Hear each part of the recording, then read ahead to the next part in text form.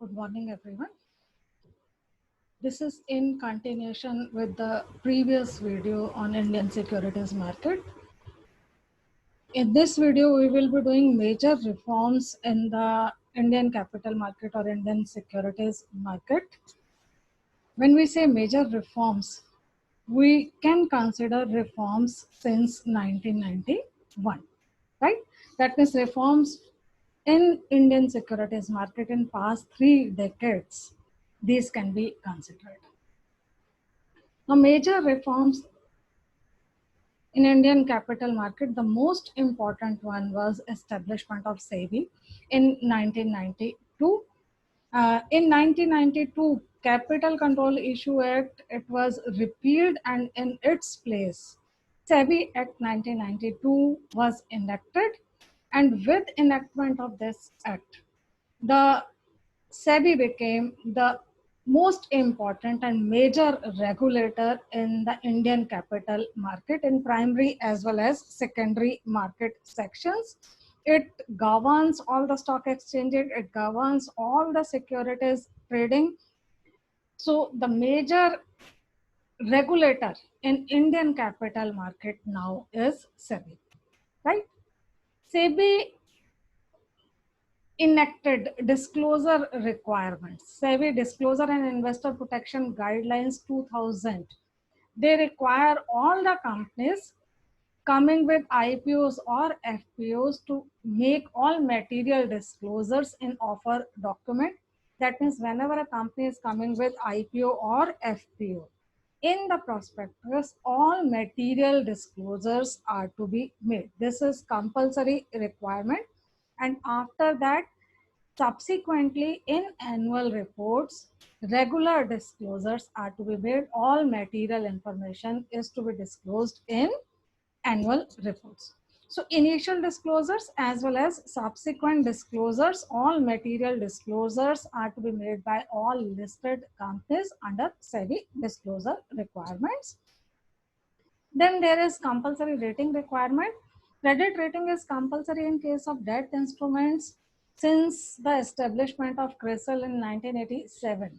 But in case of IPOs, it was made compulsory from 2008, right? So compulsory rating requirement is there in case of many instruments. This is a major reform. Pre-pricing of issue and differential pricing under Capital Control Issues Act, the pricing was controlled pricing. But after repeal of this act, now companies are free to fix the prices of issue. That means pricing of issue is entirely in the hands of company. And differential pricing is also allowed.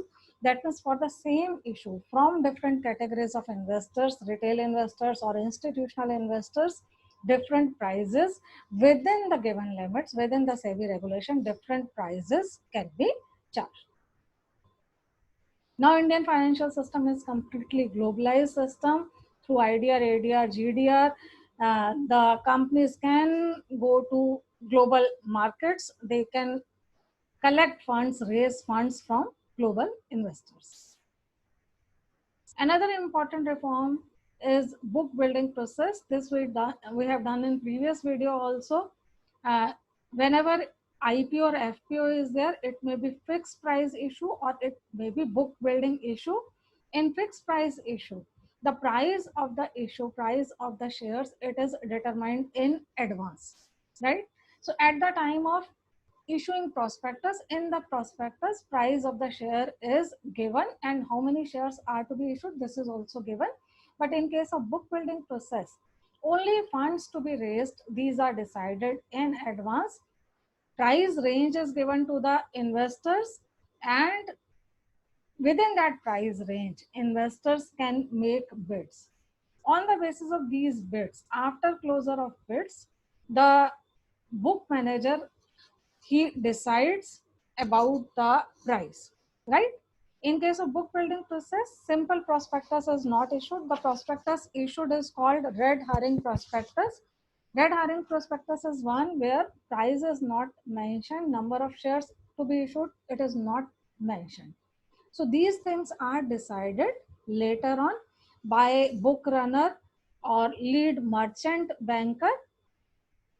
and the process was introduced in 1995. So book is kept open for specified period, floor price is mentioned, that means minimum price is mentioned, cap price, maximum price is mentioned. Within this range, usually the range is 20% range. Within this range, bids are invited from the investors. After closure of bids, then price is determined and shares are issued to the investors who have made bid for that particular price, right?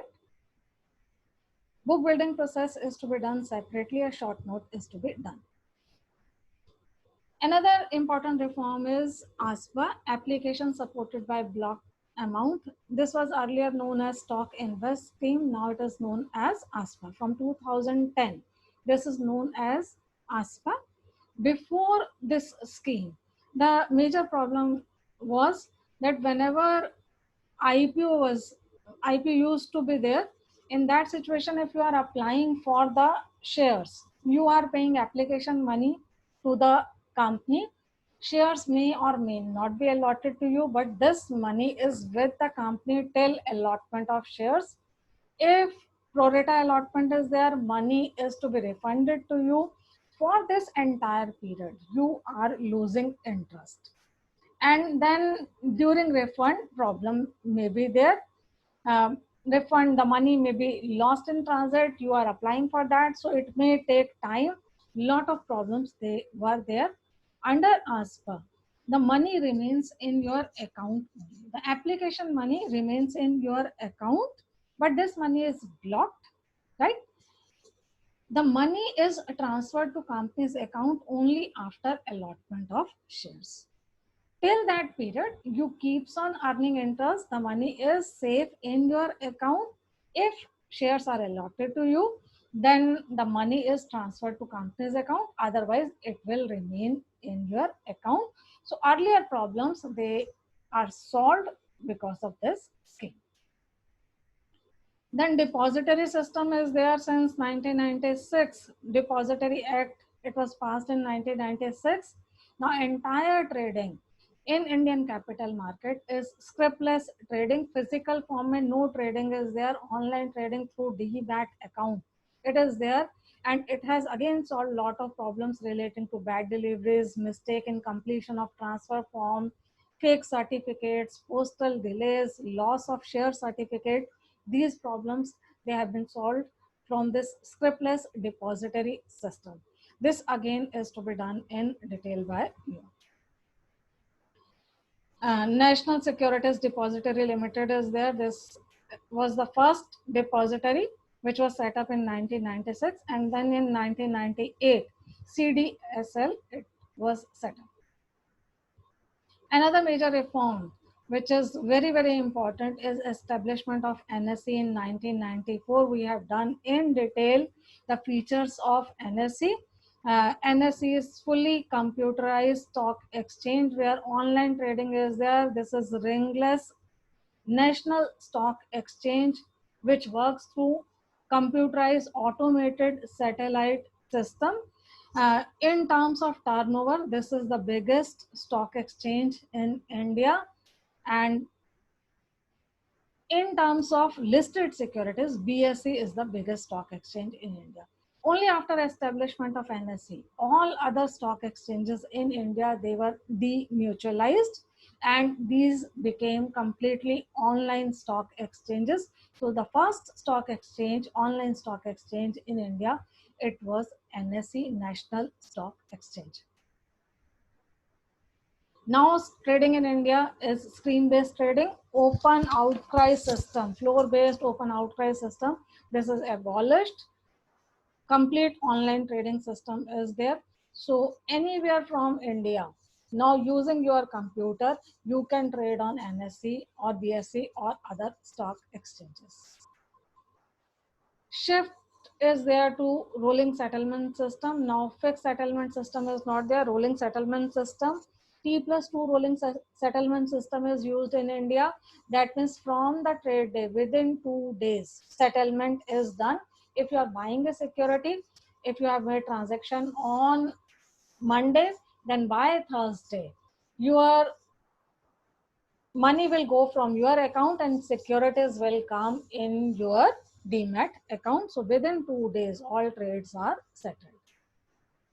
Another reform was establishment of OTCEI, over the counter stock exchange of India. This was established in 1990 under section 25 of Companies Act to cater to the needs of small and medium sized companies, but this is now redundant. In 2015, this OTCI was de-recognized by SEBI, right? Now for small and medium sized companies, SME is there, small and medium enterprises stock exchange is there, separate stock exchange to cater to the needs of small and medium sized enterprises. We have already done demutualization of stock exchanges. Earlier, the stock exchanges were organized as non-profit making associations. These were known as mutuals, like cooperative societies. But now all stock exchanges in India, they work as companies. The first stock exchange, which was company since beginning, was NSE. And after that, other stock exchanges, they were also demutualized in India. Now all stock exchanges, they work as companies. Another major reform is green shoe option. Green shoe option is a clause in IPO. As per this clause, over allotment provision is there. That means above the offer size, you can allot shares to the public, right? So if issue size is 1 lakh, up to 1,15,000 shares can be allotted to the public. If this option has been taken by the company, then over allotment up to 15% of the offer size, this is allowed in the event of oversubscription of the issue. The basic motive behind green shoe option is post listing price stabilization. If after listing in the market prices are fluctuating, to stabilize the prices, these over allotted shares can be used, right? So basic motive is post listing price stabilization. Otherwise, this option, it allows over allotment of shares in the event of oversubscription. The name came from the name of the company which used this option for the first time. The name of the company was Green Shoe Company. From there, the name of this reform, it came. This option is known as Green Shoe option. Then stock lending scheme is there. Under stock lending and borrowing of securities with recognized intermediaries, this is allowed. If you want to borrow money, you can give your securities, specified securities, to a recognized intermediary. You can borrow money. After the specified period of time, you can return the money. You can take back these securities with all the corporate benefits, right? So SEBI has approved stock lending scheme with effect from 1997. This is allowed now in India. In mutual funds, number of reforms are there, which we have already done in the chapter mutual fund. Number of new schemes, they are there. Now private sector is allowed to issue mutual funds, and foreign sector is also allowed entry in mutual fund in the industry.